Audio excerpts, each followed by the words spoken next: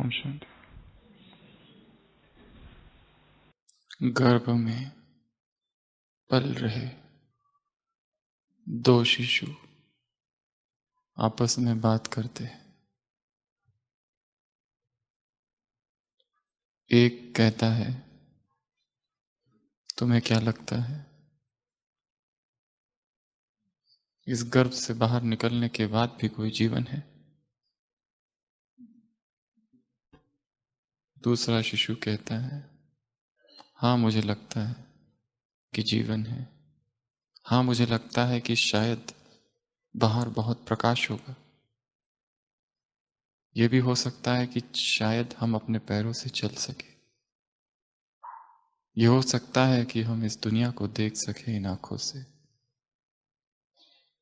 पहला शिशु कहता है, मुझे बिल्कुल नहीं लगता ऐसा कुछ होगा। डिलीवरी इज द एंड, बस यही अंत होगा। उसके बाद जीवन कैसे? अभी तो ये जो अम्बिलिकल कॉर्ड, नाभि नाल, या ये जो रज्जु है माँ की, उससे हमारी पालना हो रही है, न्यूट्रिशन मिल रहा है। यहां से बाहर जाने के बाद क्या होगा? हम तो मर जाएंगे। दूसरा शिशु कहता है, मुझे लगता है हम जीवित रहेंगे। मुझे लगता है हमें सब कुछ मिलेगा।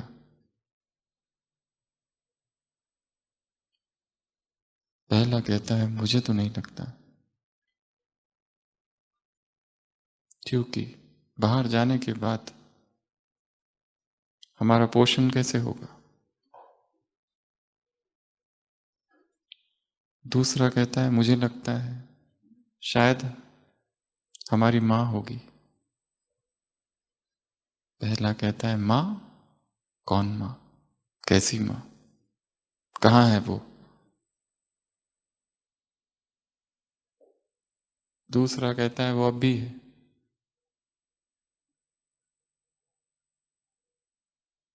पहला कहता है, अगर अब भी है तो मैं देखना चाहता हूं कहाँ है वो। अभी मुझे क्यों नहीं दिखती वो? दूसरा कहता है, हम उसी में हैं। हमारा अस्तित्व ही उससे है।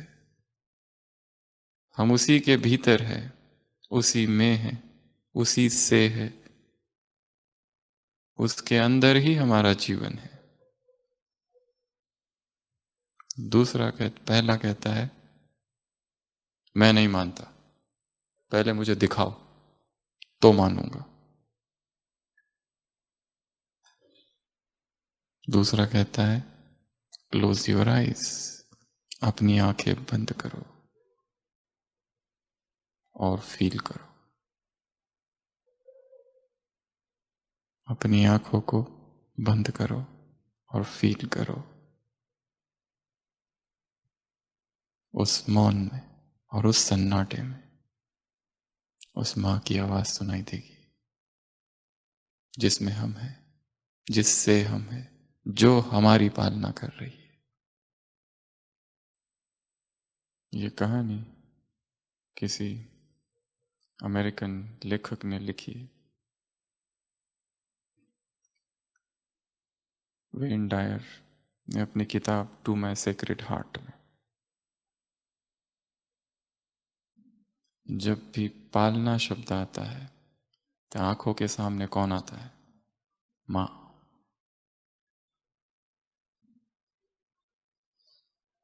और यदि पालना करना है तो क्या बनना पड़ेगा? माँ। पालना पिता की भी होती है, बड़े भाई की भी होती है, बड़ी बहन की भी होती है, दादा दादी की भी होती है, नाना नानी की भी होती है, सीनियर्स की भी होती है। परंतु पालना अपने चरम सीमा पर कब पहुंचती है? जब वो मातृत्व का रूप धारण करती है। वो जो पालना होती है वो सर्वश्रेष्ठ पालना होती है। परंतु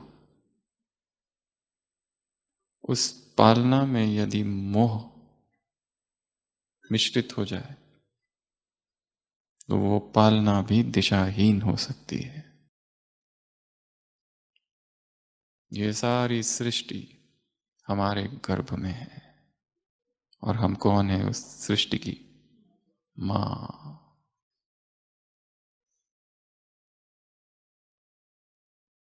सुंदर सा एक स्वमान है, इस सृष्टि का केंद्र मैं हूं।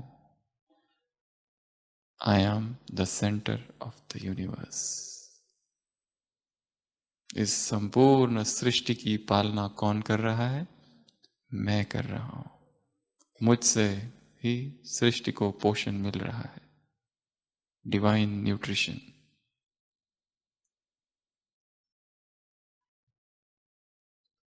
और हम स्वयं किसके गर्भ में हैं? शिव मां के गर्भ में। और यदि उसके प्रेम को महसूस करना है तो क्या करना पड़ेगा?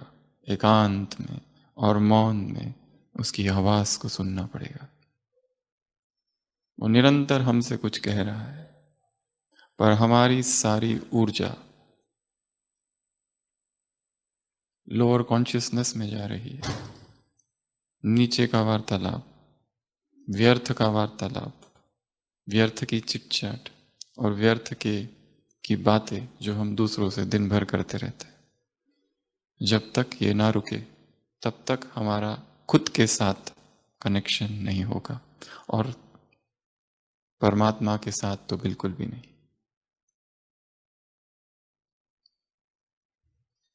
इसलिए अध्यात्म के 3 आयाम हैं: मौन, एकांत, अंतर्मुक्ता। आई शैल स्पीक टू थी इन साइलेंस। मैं बात तुमसे करूंगा, भगवान उवाच, परंतु तभी तुम सुन पाओगे जब तुम मेडिटेटिव स्टेट में हो, मौन में हो। तो आज सुबह की अव्यक्तवाणी। उससे भी पहले और एक बात, मनुष्य चेतना 3 भागों में विभाजित हो सकती है, या फिर मनुष्य 3 भागों में विभाजित हो सकता है। एक वो मनुष्य है जो डिसकनेक्टेड है, पृथक है। उनको वो यूनिटी कभी महसूस ही नहीं हुई सबके साथ। उनको यही लगता है मैं अलग, ये सब लोग अलग। संसारी लोग गृहस्थ में रहते हैं, दुखी रहते हैं, उदास रहते हैं, अपने दुख दर्द में डूबे रहते हैं। अध्यात्म का उन्हें कुछ पता नहीं, मटेरियलिस्टिक है, भौतिकवादी है। उसी कॉन्शियसनेस में पूरा जीवन बीत जाता है। मैं, मेरा पति, पत्नी, बच्चे, घर, गृहस्थी, बिजनेस, जॉब, स्टेटस, पोजीशन, समाज, बस सारा जीवन एक छोटे से दायरे में बीत जाता है। एक ये कैटेगरी है, एक ये वर्ग है, एक ये श्रेणी है लोगों की। एक दूसरी बहुत ऊंची श्रेणी है अध्यात्मवादियों की। उसमें भी साधारण नहीं, जो सर्वोच्च अवस्था को पा जाते हैं, वो एक यूनिटी, एक यूनिवर्सल कॉन्शियसनेस, सब में जैसे मैं ही मैं हूं। वेदांत की जो फिलॉसफी है, भक्ति की सर्वोच्च अवस्था जो है, उसमें एक योगी या एक भगत ऐसा अनुभव करता है ये सब कुछ manifestation of the one. Siya Ram मई सब जग जानी, करो प्रणाम जोरी जुगपानी। एक तरफ भक्त कहता है, और ज्ञानी के लिए सब चेतन हो जाता है। कुछ वननेस सब में। सागर के तट पर खड़ा है जैसे सागर और मैं एक ही हूं। नदी के तट पर है नदी और मैं एक ही हूं। मनुष्य ही नहीं, जड़ चेतन सब जल सब वस्तुएं, सब में एक वननेस दिखाई देता है। One infinite consciousness flowing in everything. सब में एक ही एक है। अगर कोई, इसीलिए ऐसा व्यक्ति किसी को आहत नहीं कर सकता, क्योंकि दूसरा यदि दुखी होता है तो मैं दुखी होता हूं, दूसरा हर्ट होता है तो मैं हर्ट होता हूं। ये सारे उदाहरण हमको धर्म स्थापकों के जीवन में मिलते हैं। महान आत्माएं, श्रेष्ठ आत्माएं, तपस्वी आत्माएं, संत आत्माएं, उनके जीवन में दिखाया गया है संत हृदय नवनीत समाना। मक्खन की तरह हृदय है उनका, पिघलता है। क्योंकि वन यूनिवर्सल कॉन्शियसनेस, चेतना अविभाजित हो गई है। सब में मैं हूं, मैं उनमें हूं, वो मुझ में है, ये अनुभूति। संसार की फिलॉसफी 3 फिलॉसफियों में विभाजित है, एक भक्ति, एक सन्यास, एक ब्रह्मा कुमारीस। एक भक्ति जिसमें द्वैतवाद है, परमात्मा आत्मा अलग, सन्यास अद्वैतवाद, वो और मैं एक, और बाबा का दिया हुआ ज्ञान जिसमें आत्मा परमात्मा है, परंतु आत्मा की सर्वोच्च अवस्था है बाप समान। 1, 2 और 3।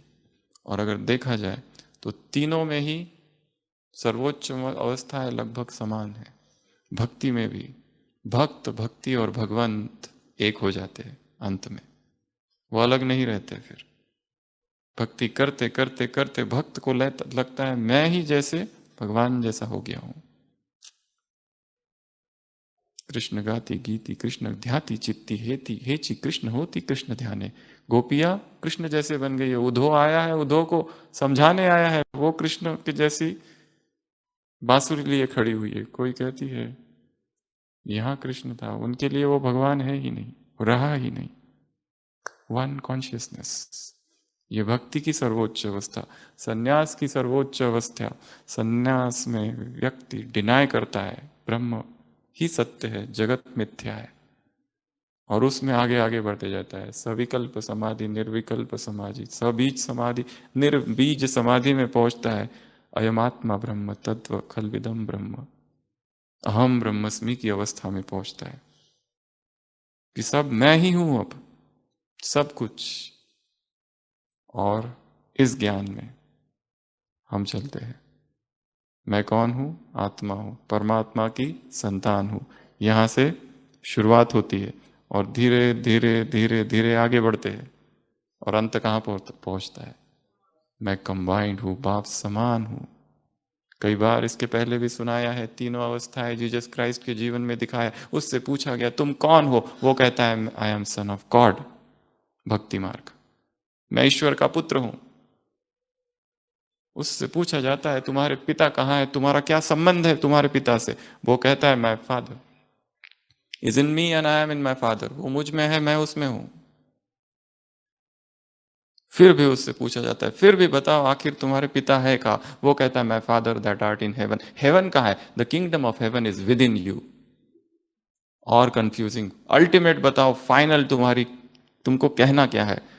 और एक लास्ट स्टेटमेंट बाइबल में, जिस वजह से रसूली पर चढ़ाया गया, my father and I R one. I am son of God से चालू होती है यात्रा कि मैं उसका पुत्र हूं। नेक्स्ट स्टेज वो मुझ में और मैं उसमें, और तीसरी अवस्था वो और मैं एक ही। अद्वैतवाद, विशिष्ट अद्वैत, द्वैतवाद, ये यहां पर भी हमारी अवस्था है। हम शुरुआत कहां से कर यात्रा की? मैं आत्मा हूं, किसकी संतान हूं? और वो सर्वव्यापी नहीं है, पर हमारे गीतों में है तुम तो यहीं कहीं बाबा। कहां हो?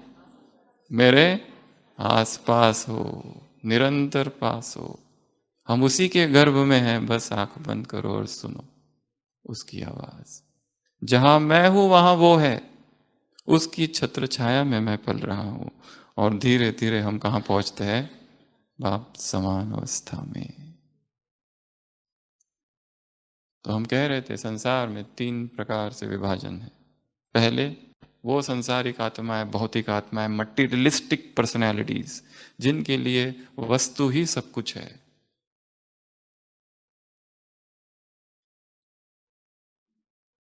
आई एंड इट का रिलेशन है। एक कहता है आई एंड धाओ का रिलेशन, मैं और तुम, उसके लिए व्यक्ति वस्तु है, व्यक्ति भी वस्तु है, या फिर व्यक्ति वस्तु बन चुके हैं। ये एक कैटेगरी है लोगों की। इसके ऊपर अध्यात्मवादी है, जो धीरे धीरे धीरे धीरे, चाहे भक्ति मार्ग या फिर और दूसरा कोई मार्ग, अपनी चेतना को इतनी ऊंचाई में उठा लेता है कि सब कुछ मैं ही हूं, इसीलिए मैं किसी को भी दुख नहीं दे सकता, किसी को हर्ट नहीं कर सकता, क्योंकि किसी के साथ भी कुछ करूंगा तो वो मेरे साथ हो रहा है। इससे भी ऊंची कोई अवस्था हो सकती है क्या? वो आज की मुरली है। यही बहुत ऊंची अवस्था है, बहुत ऊंची, अध्यात्म की सर्वोच्च अवस्था मानी जाती है इसको। वन यूनिवर्सल कॉन्शियसनेस, सब में ही मुझे खुद ही दिख रहा हूं मैं ही मैं हूं, ये सब मेरा ही विस्तार है।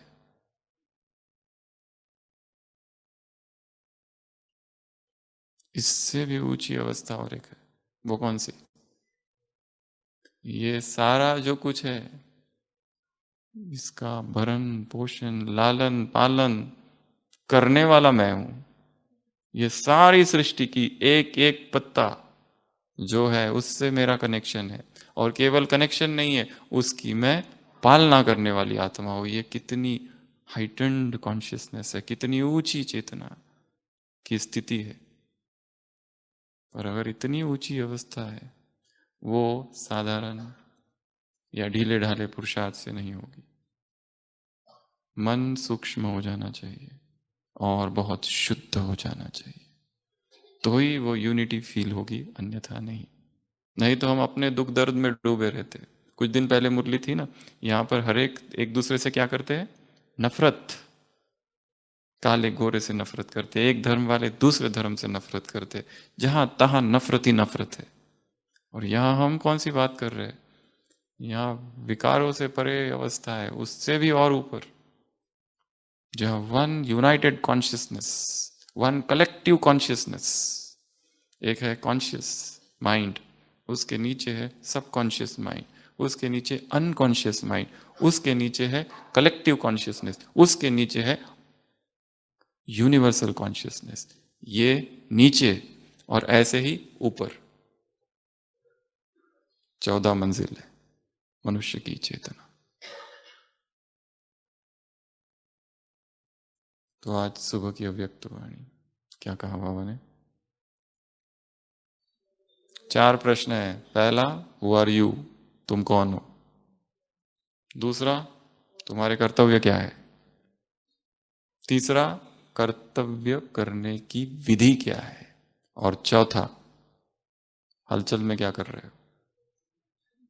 हलचल में भी कर्तव्य करना जारी है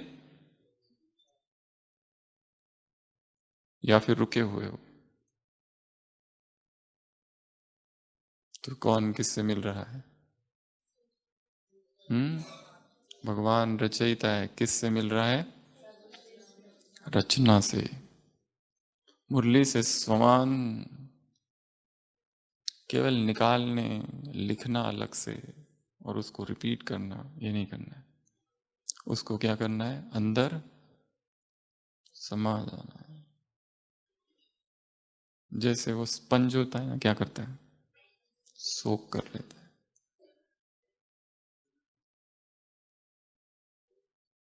तो हम कौन है? श्रेष्ठ रचना। दूसरा, हम कौन है? पूर्वज। हम कौन है? पूज्य। हम कौन है? हम कौन है? थोड़ा सा पहले, जड़े। हम कौन है? तना। हम कौन है? फाउंडेशन। हम कौन है? Master, great great grandfather. हम कौन है? रूहानी सोशल वर्कर। हम कौन है? Light house. हम कौन है? ऊंची स्थिति में रहने वाले। हम कौन है? हम कौन है? मास्टर सुखदाता। हम कौन है? रहमदिल। हम कौन है? हम्म चीटे देने वाले। तो बाबा ने एक सम्मान दिया है कि हम पूज्य है, हम पूर्वज है, हम जड़े हैं, हम आधार है, हम फाउंडेशन है, नींव है इस सृष्टि की। यदि तुम में व्यर्थ संकल्प चलते हैं तो एक एक पत्ते में व्यर्थ संकल्प चलेंगे। यदि तुम में विकारों की खींच होती है तो सारी सृष्टि में वो खींच होगी। सबका आधार तुम हो, पूज्य हो। विधि पूर्वक पूजा तुम्हारी होती है, गायन योग्य भी हो और पूजन योग्य भी हो, आदि में भी और अनादि में भी। अनादि में किसके साथी हो? डियरेस्ट और नियरेस्ट। और आदि में किसके साथी हो? ब्रह्मा के। मैं कौन हूं, बस यही खोज है, मैं कौन हूं। और इसका उत्तर तुरंत नहीं आ जाना है, खोज करनी है इसकी।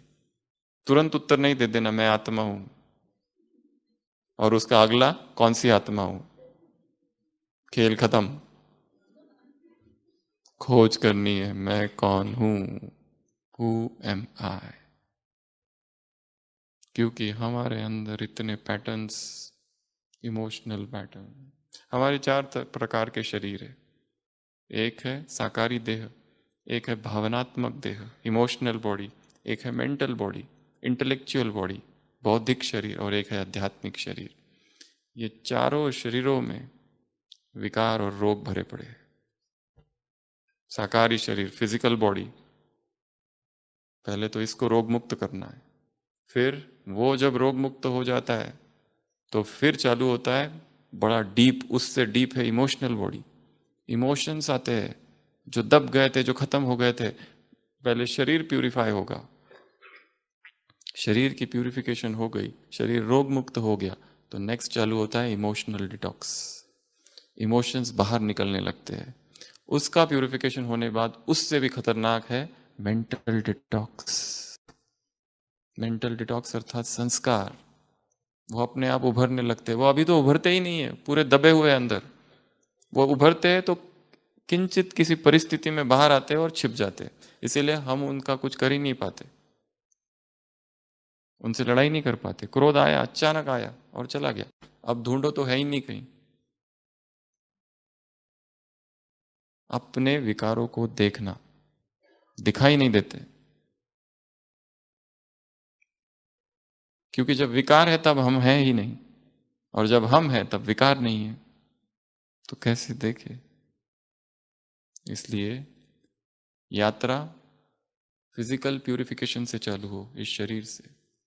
ये शरीर जितना प्योर होते जाएगा, mucus free, disease free, toxin free, तो अपने आप इमोशंस चेंज होंगे। फिर इमोशंस ऊपर आने लगेंगे, आएंगे, थोड़ी देर रहेंगे और जरा होगी उनकी, फिर नए नए क्रिएट होंगे। पुराने जो संस्कार है वो ऊपर आएंगे, नष्ट होते जाएंगे, नए नहीं बनेंगे।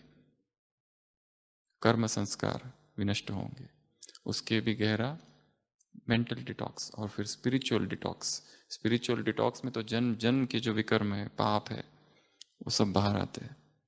तो ये यात्रा है, चार प्रकार के शरीर, चार प्रकार का प्यूरिफिकेशन, चार प्रकार की शुद्धि। तो हम कौन है? पूर्वज है। हम कौन है? पूज्य है। हम कौन है? तना है। हम कौन है? जड़े है। हम कौन है? लाइट हाउस है। हम कौन है? फाउंडेशन है। हम कौन है? Great great grandfather, master great great grandfather Brahma समान। तो ये हम है। अगर ये हम है तो करना क्या है? अब कर्तव्य क्या है? फर्जदाई, ड्यूटी, दायित्व। ये नहीं कह सकते ये, इसमें बहुत सारी कैटेगरीज है अभी कर्तव्य में। ये नहीं कह सकते ये हमें सर्व आत्माओं की पालना करनी है। एक है लौकिक वाले, एक अलौकिक वाले, एक है सेंटर वाले, सेंटर के बाहर वाले। हमारा सेंटर, ये उनका सेंटर। ये मधुबन, ये गैर मधुबन। ये ब्राह्मण, ये गैर ब्राह्मण। ये हमारे डिपार्टमेंट वाले, ये दूसरे डिपार्टमेंट वाले। सब के लिए एक ही। एक ज़ेन स्टोरी है। एक ज़ेन मास्टर है, बोकाजू, बैठा हुआ है। उससे एक आगंतुक आके मिलता है। बोकाजू उससे पूछता है, क्या तुम मुझे जानते हो, मैं कौन हूं? या हम पहले कभी मिले? वो कहता है, मैं आपको नहीं जानता, ना मैं आपसे मिला हूं। Okay, let's have cup of T. वो कहते हैं, आओ चाय पीते हैं। फिर थोड़ी देर के बाद एक दूसरा व्यक्ति आता है। बोकाजू उससे फिर पूछता है, do you know who I am? क्या तुम जानते हो मैं कौन हूं? या हम पहले कभी मिले हैं? वो कहता है, हाँ हाँ, मैं आपको जानता हूं, हम अब कई बार मिले हैं। बोलते okay, let's have cup of T. वहां पर उस मठ का, उस मोनेस्ट्री का मैनेजर बैठा हुआ है। उसको आश्चर्य लगता है, जो पहला व्यक्ति था वो परिचित था और दूसरा व्यक्ति था वो अपरिचित था, पर इसका रिस्पांस क्या था? Let's have cup of T. दोनों के लिए सेम, चाहे तुम मुझे जानते हो न जानते हो।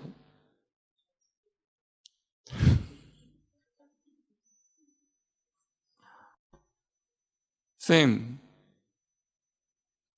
One universal consciousness.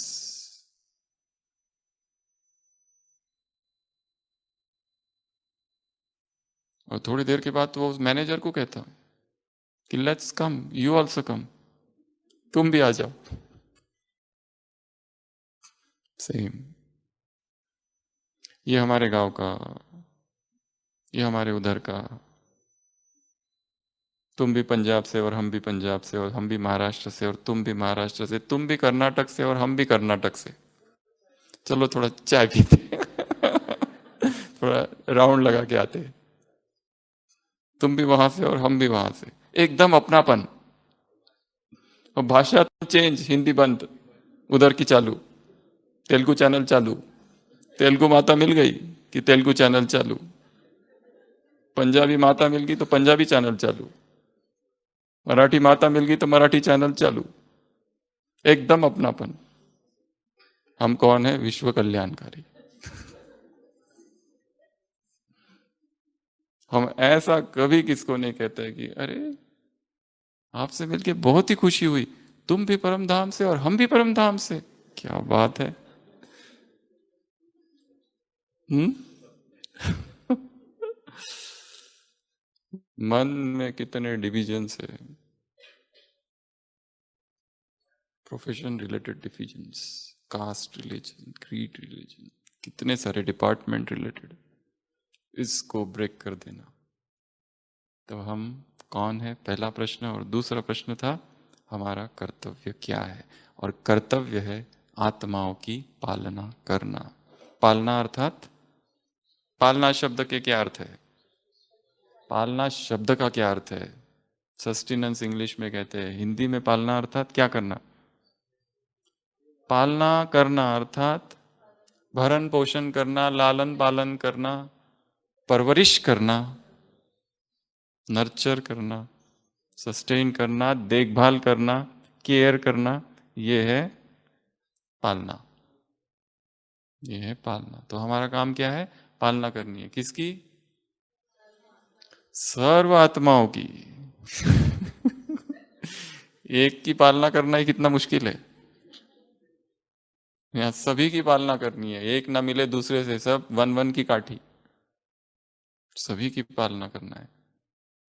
एक माँ होती है, उसमें कितनी बातें होती है, कितना पेशेंस होता है, कितना टॉलरेंस होता है। Art of parenting. आज की मुरली किस पर है?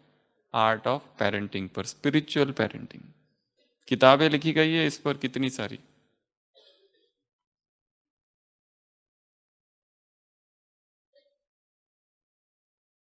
तो दूसरा प्रश्न है पालना।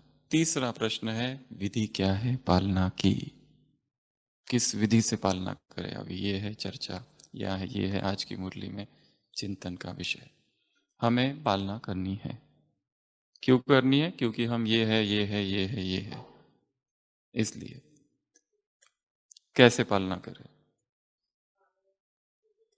आत्माओं की पालना करनी है।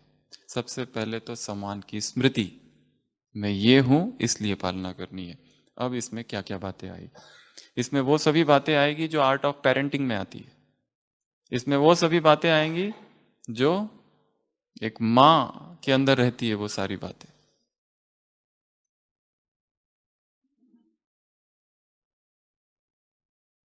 तो क्या क्या करेंगे? इस सृष्टि के माता पिता बन जाना है। क्या करना है? माता पिता।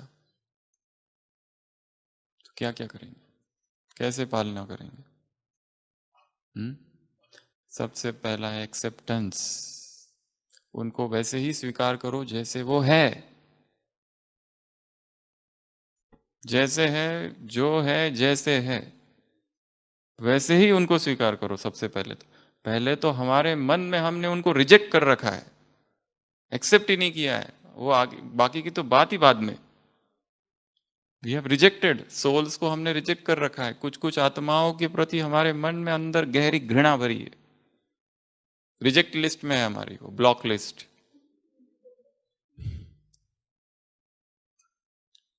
सभी को स्वीकार करना। और कैसे स्वीकार करना? जैसे वो है वैसे। तुम जैसे चाहते हो वैसे नहीं, जैसे वो है वैसे, उसको वैसे ही स्वीकार करना, एक्सेप्टेंस। ये पहला काम है। दूसरा, उनके प्रति शुभ भावना है, सभी के प्रति, चाहे कोई भी हो, कितनी भी गिरी पड़ी आत्मा हो। बाबा कहते हैं रावण से भी 100 गुना बदतर हो, फिर भी, कैसी भी आत्मा हो। अगला, उनकी केयर करना, अप्रिशिएट करना, उनके सभी अवगुणों को संभाल लेना। माँ क्या करती है? उसके बेटे में अगर कोई अवगुण होती है तो सबके सामने जाके बताती है क्या? छिपाती है उसको। राजा बेटा।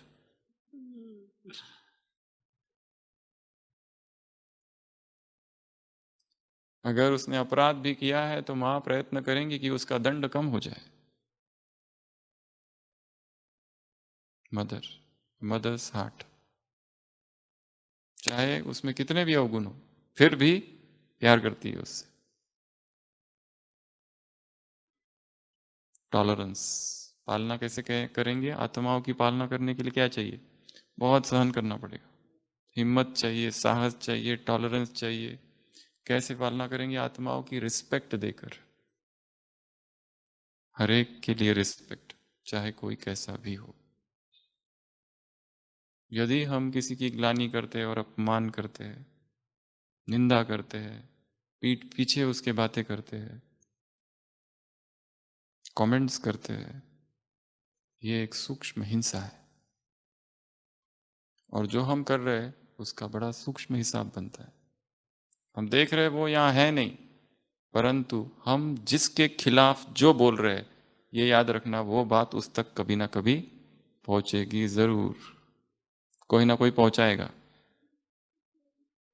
संदेश वाहकों की कमी नहीं है।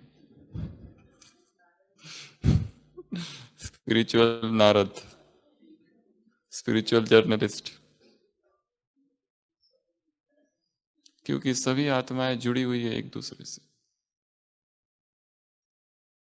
एक ऑफिस में दो लोग एक साथ ज्वाइन करते हैं, और जो एक होता है वो हमेशा अपने बॉस की गलती निकालता है। कहता है ये जो बॉस है ना, उसको इंग्लिश बिल्कुल नहीं आती है, हमेशा इंग्लिश में गलती करता है, उसको बोलने नहीं आती, उसका ग्रामर ठीक नहीं है, उसका प्रोनाउंसिएशन ठीक नहीं है। हमेशा वो जो दूसरा दोस्त है उसके साथ में बात करते रहता है। इसके लिखने में भी गलती है, उसको ठीक से आती ही नहीं है, सीखना चाहिए उसने। 6 मास हो जाते हैं, 6 मास के बाद में जो दूसरा दोस्त होता है उसका प्रमोशन हो जाता है, इसका नहीं होता है। वो गुस्से में जाता है, वो कहता है ये क्या है, उसको आपने प्रमोशन लेटर दे दिया, मुझे क्यों नहीं दिया? बॉस कहता है वो क्या है, वो मेरी इंग्लिश ठीक नहीं है ना, मैं क्या करूं, कैसे दूं तुमको?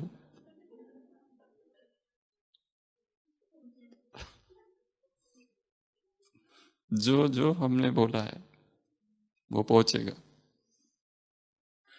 तुम यदि किसी की ग्लानि करते हो तो तुम्हारी तो गुना होगी। तो क्या करो? महिमा करो, अप्रिशिएट करो, केयर करो, अटेंशन दो, ध्यान रखो, क्या चाहिए उनको, प्रेम दो, खिलाओ पिलाओ। बाबा ने कहा ना आज भोजन। आत्माओं को क्या चाहिए? पढ़ाई, पालना, प्रेम, मदद, जरूरत के समय मदद करना किसी को। अपना ज्ञान योग छोड़कर जब हम किसी की मदद करते, ज्ञान योग का समय छोड़कर, हम देखते हैं हॉस्पिटल में कई बार पेशेंट्स एडमिट होते हैं, उनके जो अटेंडेंट्स होते हैं वो भी यहीं के सब होते हैं, बीके भाई बहने। वो अपनी सारा उधर का अपना ज्ञान योग छोड़कर एक अटेंडेंट बनना, एक केयर टेकर बनना बहुत बड़ी तपस्या है। किसी बीमार व्यक्ति की सेवा करना 24 घंटा, बहुत सारा त्याग है उसमें, बहुत बड़ा त्याग है। उसमें फिर आपकी कोई दिनचर्या नहीं रहती, आपका कोई अमृत वेला नहीं, कोई योग नहीं, कुछ नहीं, सब कुछ वही व्यक्ति है। वो रात भर जागता है, खांसता है, आपको उसका ध्यान रखना पड़ता है। परंतु उसमें दुआ है, अभी मुरली थी ना, रॉकेट है वो दुआ, तेजी से पुरुषार्थ आगे बढ़ जाता है। तो आत्माओं की पालना कैसे करेंगे? उनकी मदद करके। आत्माओं की पालना कैसे करेंगे? सहन करके। आत्माओं की पालना कैसे करेंगे? प्रेम देकर, सहयोग देकर। आत्माओं की पालना कैसे करेंगे? अप्रिशिएट कर कर, रिस्पेक्ट देकर। आत्माओं की पालना कैसे करेंगे? निरंकारिता से, निस्वार्थ भाव से, विनम्रता से। आत्माओं की पालना कैसे करेंगे?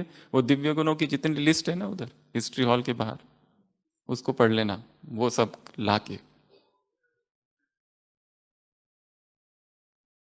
और एक काम करना है अमृत वेला।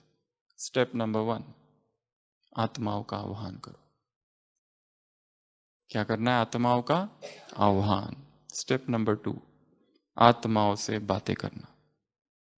फिर क्या करना? आत्माओं से बातें करना। स्टेप नंबर 3, आत्माओं को दृष्टि देना, दृष्टि से उनकी पालना करनी है। चौथा, उनके सिर पर हाथ रख दो, वरदानी हस्त रख दो। अगला, उन्हें अनुभव कराओ। किसका अनुभव? परमात्मा प्रेम का अनुभव कराओ, अशरीरीपन का अनुभव कराओ। और जरूरी नहीं है कि वो हमारे सामने हो। मुरली में बोला ना, कहाँ है, कहीं पे भी रहने दो उनको।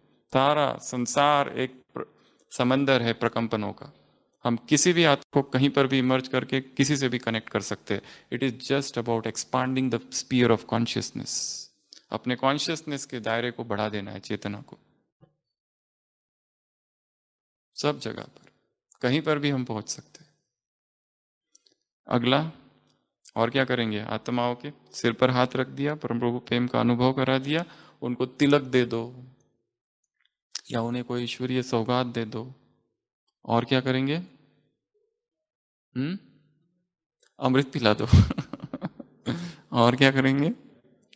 हाँ, टोले पे खिला दो। और क्या करोगे? हम्म आत्माएं तड़प रही है संसार में, उन्हें मुक्त भी करना है। उन्हें क्या करना है? मुक्ति देनी है।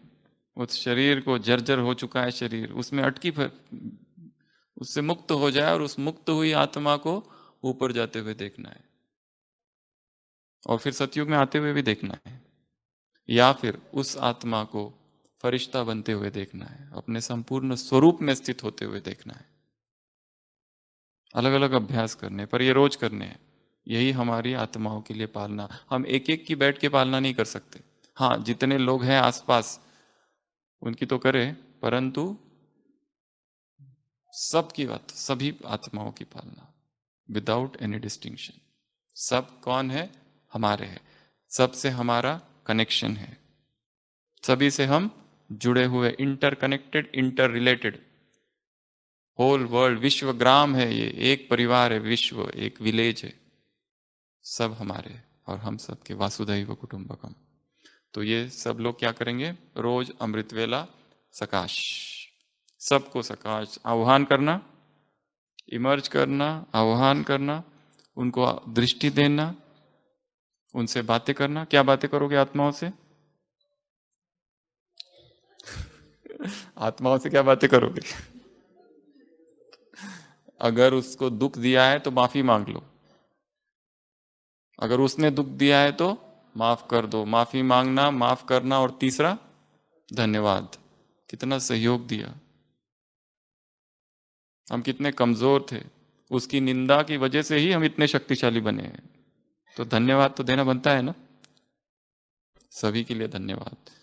माफी मांग लो, माफ कर दो, या ऐसे ही बातें करो। हे पूर्वज आत्माओं, आज की मुरली में है ना, हे देवकुल की आत्माओं आ जाओ, हे महान आत्माओं आ जाओ। हे आत्मा, तू कहाँ भटक रही है?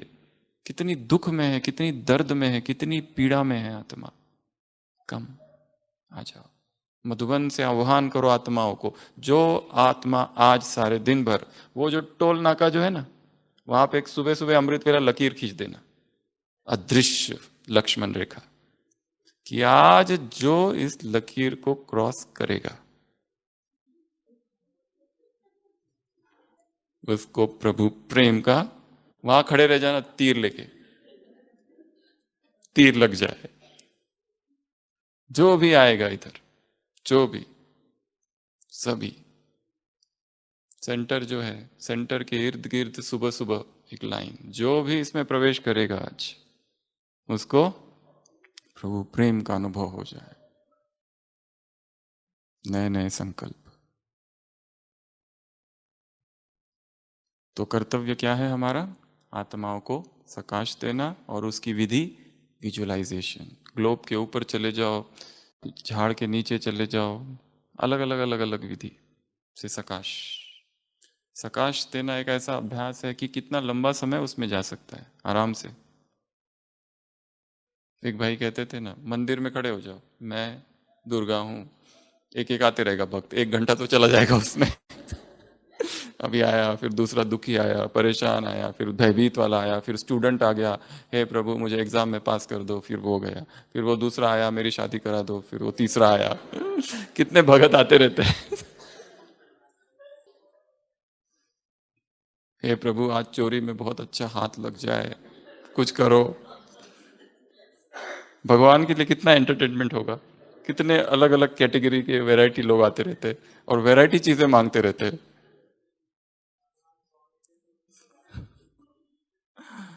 तो योग को एंटरटेनमेंट बना देना है। ये सकाश देने की जो सेवा है, ये बाबा ने कहा ये सेवा है तुम्हारी, इसी में बिजी रहो, 1 सेकेंड में अलर्टनेस को लाओ और इसमें बिजी रहो, ये सेवा है। और हायर कॉन्शियसनेस, एक होता है हम पहले आत्माभिमानी बनते, फिर बाबा से बात करते, सूक्ष्म वतन में जाते, परम धाम में जाते, ये सब करते। एक दूसरी विधि है सीधा सकाश से चालू करना।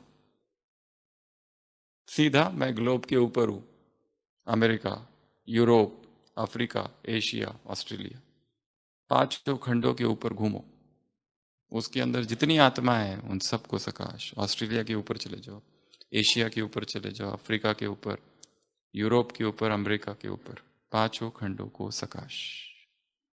उसमें सब आ गए, सब आत्माएं उसमें है, सब आ गए, या पूरी ग्लोब को सकाश। अभी चौथा प्रश्न है, क्या हलचल में क्या करना है? हलचल होती है तो हमारा इंटरेस्ट किस में होता है? न्यूज में। क्या हुआ, क्या हुआ, इधर क्या हुआ, उधर क्या हुआ, यहां क्या हो रहा है, वहां क्या हो रहा है। जितनी न्यूज इंटरेस्टिंग होगी उतनी उसमें व्यर्थता होगी, बाबा के महावाक्य है। इसके लिए जैसे ही न्यूज सुनते हैं तो क्या करना है? सकाश, तुरंत। सहन शक्ति दो, तुमने जो शक्तियां प्राप्त की है उन शक्तियों का उनको अनुभव कराओ, उनको शक्तिशाली बनाओ, राहत दो। और क्या दो? आग में है तो शीतल जल डालो, ये काम तुम्हारे है। ये बताने के लिए बहुत अच्छा है और सुनने के लिए भी बहुत अच्छा है, पर जब परिस्थिति आती है तब सब कुछ भूल जाता है, कुछ भी याद नहीं रहता है। पर इसका डेली अभ्यास करना है। और ये सकाश हमारी एक आदत ऐसी हो गई है कि हम सकाश देते हैं, कब देते हैं? सुबह, है ना, क्योंकि हमारा पैटर्न बन गया है वो, एक मेंटल पैटर्न, मेडिटेशन का पैटर्न। ये करेंगे, ये करेंगे, ये करेंगे, ये करेंगे, ये करेंगे, मैं आत्माओं से चालू करेंगे, सूक्ष्म वतन में जाएंगे, फिर तुम ये हो, तुम वो हो, तुम ऐसे भी हो, तुम वैसे भी हो, फिर परम धाम में हूँ और फिर उधर हूँ, सतयुग में हूँ, ये हूँ वो हूँ, इसको सकाश और उसको सकाश, और तब तक 4:45 तो बज ही जाते, खत्म। इसके बाद में जिनको सकाश दिया उनसे अब कोई लेना देना नहीं, तुमसे कनेक्शन केवल सुबह तक ही है। अगर दिन में मिल गए तो खबरदार रहना, कुछ भी हो सकता है, झगड़ा भी हो सकता है। हाँ आज झगड़ा करेंगे बट नेक्स्ट डे माफी भी मांगेंगे, सब कुछ करेंगे। पर दिन में, जैसे लियो टॉल्स्टॉय ने लिखा है अपनी एक बुक में, इसके पहले भी सुनाया था, वो लियो टॉल्स्टॉय सुबह सुबह रशिया में सुबह सुबह 4 बजे चर्च चला जाता है। एक बार अचानक उसके चर्च के अंदर से आवाज आने लगती है, एक व्यक्ति गिड़गिड़ा कर कह रहा है, हे प्रभु मुझे माफ कर दो, मैं पापी हूँ, मैं अत्याचारी हूँ, मैं लोगों को कितना दुख देता हूँ, लोगों के पैसे हड़पता हूँ, हे प्रभु मुझे माफ कर देना, माफ कर देना। एकदम रो रो के गिड़गिड़ा कर वो व्यक्ति कह रहा है। लियो टॉल्स्टॉय उस गेट पर खड़ा रहता है और सुनता है, ये आवाज थोड़ी पहचानी सी लग रही है, किसकी आवाज है ये व्यक्ति इतना दुखी और कितना प्रायश्चित कर रहा है अपने पापों के लिए, कितनी महान आत्मा होगी वो। तब तक वो व्यक्ति बाहर आ जाता है और देखता है लियो टॉल्स्टॉय को। लियो टॉल्स्टॉय तुरंत उसको पहचान लेता है, ये तो हमारे गांव का जो सबसे रईस आदमी है, साहूकार, वो है ये। वो साहूकार उससे कहता है, तुमने कुछ सुना तो नहीं ना? खबरदार अगर ये बात कहीं बाहर कही तुमने, केस कर दूंगा। जो कुछ बोला वो उसके और मेरे बीच में, बाकी दिन भर जो चलता है वही चलेगा, वैसा ही होता रहेगा। वैसे हमारा मेडिटेशन सुबह का फिक्स है, जो हर एक ने सोच रखा है और हर एक कितने सालों से कर रहा है, विथ लिटिल मॉडिफिकेशन। इधर उधर से क्लास वगैरह सुन ली तो एक आध दिन मॉडिफिकेशन होता है, बाकी रहेगा वो पैटर्न। शाम को भी वही। इसलिए हमारी सकाश सुबह और शाम ही नहीं, उसको क्या करना है, चलते फिर यहां से नीचे जा रहे अबू रोड, क्या सोचना है, मुझसे चारों ओर किरणें फैल रही है पवित्रता की, दिन रात ये पुरुषार्थ। तो विधि क्या है, विधि और फिर हलचल की जो परिस्थितियां होगी वहां पर ही प्रैक्टिस ज्यादा करनी है। परंतु पहले प्रैक्टिस कहाँ चाहिए, एकांत में, मौन में। फिर कहीं पर भी की जा सकती है, मार्केट में, कहीं पर भी, सेम कॉन्शियसनेस। फिर क्योंकि आफ्टर ऑल सब कुछ कनेक्टेड है। एक हीलिंग टेक्निक है जिसको कहते हैं प्राणिक हीलिंग, सुना होगा, बहुत सारे क्लासेस कोर्सेस होते हैं उसके। उसमें क्या करते हैं, प्रकृति में जो ऊर्जा है वो हीलर लेता है और सामने वाले व्यक्ति को हील करता है। परंतु वो हीलर अनुभव करता है कि हीलिंग सेशन के बाद उसकी अपनी ऊर्जा कम हो जाती है। इसके लिए चीन में जो हीलर्स होते हैं वो एक दिन में 2 ही पेशेंट देखते हैं बस। हमारे जैसा नहीं है इधर भारत में 50, 70, 100, 200, 400 की ओपीडीज चलती है इधर गवर्नमेंट हॉस्पिटल की। 1 पेशेंट या 2 पेशेंट बस, क्योंकि वो अपनी एनर्जी ट्रांसफर करता है उसमें। उसको यहाँ दर्द है, उस दर्द के एरिया में एनर्जी ट्रांसफर करता है और फिर उसको खुद को स्वाइप करना, स्विप, क्योंकि एनर्जी चली गई। परंतु सारा खेल एनर्जी का है, इसलिए। पर एक अवस्था वो भी है कि जिसमें हम ये जानते हैं कि हमारी अपनी ऊर्जा इतनी ऊंची है कि फिर कहीं पर भी जाओ, चांद पर जाकर बैठ जाओ तो भी एनर्जी डिप्लीट कम नहीं होगी। कितनी भी तमो प्रधान आत्माओं के, विकारी आत्माओं के संपर्क में आने के बाद में भी हमारी ऊर्जा सेम रहेगी। कम भी हो गई तो थोड़ा सा एकांत में जाके फिर खुद को चार्ज कर लेना। और कम तो होती है, सुबह जो चार्जिंग होती है वो दिन भर क्या हो जाता है, डिस्चार्ज हो जाता है, क्योंकि आत्माओं के संपर्क में आते हैं हम, उनके प्रभाव में आते हैं। चर्चाएं होती है, बातें होती है, 100 बातें होती है एक एक दिन में, हर एक के साथ प्रभावित तो होते हैं। आज के ही मुरली में बोला है, प्रभावित न होने वाली आत्मा है। तो ये 4 बातें थी, तुम कौन हो, तुम्हारा कर्तव्य क्या है, कर्तव्य की विधि, और चौथा, हलचल में भी ये कर्तव्य जारी रहे। पार्टियों से मुलाकात, तीव्र पुरुषार्थी क्यों बनना है, पुरुषार्थ का समय कभी बहुत अच्छा, कभी अच्छा, कभी थोड़ा अच्छा, ऐसा नहीं, सदा अच्छा, अच्छे से अच्छा। लास्ट लाइन मुरली की, अच्छे से अच्छा। तो क्या बोला यहां पर, याद करो, क्या बोला, समय कम है और श्रेष्ठ मंजिल है, इसलिए पुरुषार्थ करना है। और क्या कहा, ऊंचा रहना है, ऊंचा, डबल लाइट, हल्का, नीचे नहीं, स्वस्थिति परिस्थिति से श्रेष्ठ है। परिस्थिति के साथ कुछ करना ही नहीं है ना, परिस्थिति आएगी व्यक्ति द्वारा या प्रकृति द्वारा, कुछ ना कुछ, कोई ना कोई व्यक्ति माया बनकर रोज आएगा। और वो ब्राह्मण ज्यादा होगा, इसकी संभावना ज्यादा है। स्थिति ऊपर, परिस्थिति नीचे। स्थिति को भूलते हो तो परिस्थिति बड़ी लगने लगती है। एक तो ये बात कही, और क्या कहा, तुम हो ब्राह्मण, तो ब्राह्मण अर्थात आत्मा देखने वाले, ब्राह्मण अर्थात चोटी। आत्मा कहाँ है, ऊपर है। ऊंचा रहने वाले नीचे की बातें प्रभावित नहीं करेंगी। प्रभाव डालने वाले हो, प्रभावित होने वाले नहीं हो। और दुख के बारे में कहा, दुख धाम को छोड़कर आ गए हो तो दुख की लहर तुम्हारे पास आ नहीं सकती, पर आ रही है। उसका क्या करे, सारा ज्ञान है, सब कुछ है, फिर भी दुखी है। क्या कारण है दुख का? क्या हमारे ज्ञान ने दुख को क्यों नहीं दूर किया जीवन का? ये अपने आप से प्रश्न पूछना।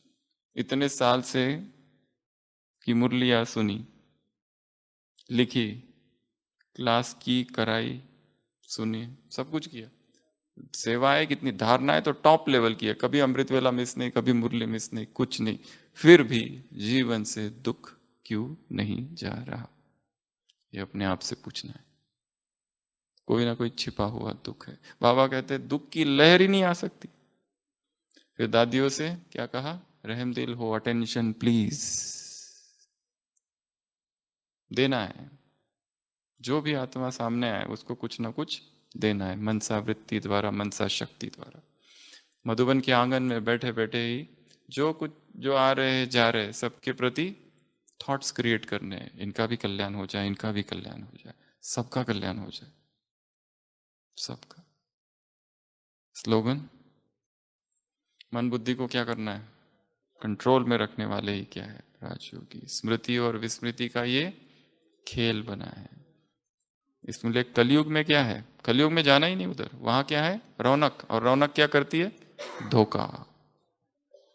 ऐसे धोखा न खाने वाली आत्माओं को, ऐसे स्मृति स्वरूप आत्माओं को, ऐसे मन बुद्धि को कंट्रोल में रखने वाले राजयोगियों को, ऐसे विस्मृति के चक्कर में न आने वाली आत्माओं को, ऐसे सेवा में मस्त रहने वाली आत्माओं को, ऐसे हाँ, नियरेस्ट और डियरेस्ट, परमात्मा की नियरेस्ट और डियरेस्ट आत्माओं को,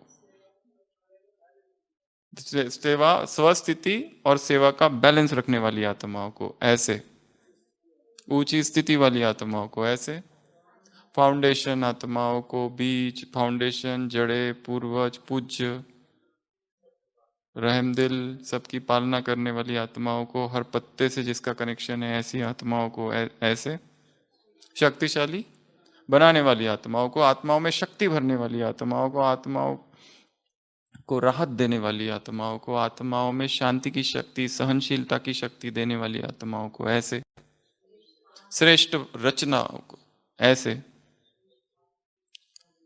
फाउंडेशन, ऐसे पूर्वज पूज्य हो गया, ऐसे लाइट हाउस आत्माओं को, ऐसे अप्रभावित रहने वाली आत्माओं को, ऐसे रूहानी सोशल वर्कर आत्माओं को, ऐसे सदा अच्छे से अच्छा पुरुषार्थ करने वाली आत्माओं को, ऐसे स्वयं को शक्तिशाली बनाने वाली आत्माओं को, ऐसे रूहानी माँ बनने वाली आत्माओं को, सबकी माता बनने वाली आत्माओं को, ऐसे अलौकिक पालना देने वाली आत्माओं को, स्पिरिचुअल सस्टेनेंस। बाप दादा का याद प्यार, गुड नाइट और नमस्ते। हम रूहानी बच्चों की, रूहानी बाप दादा को याद प्यार, गुड नाइट और नमस्ते। ओम शांति।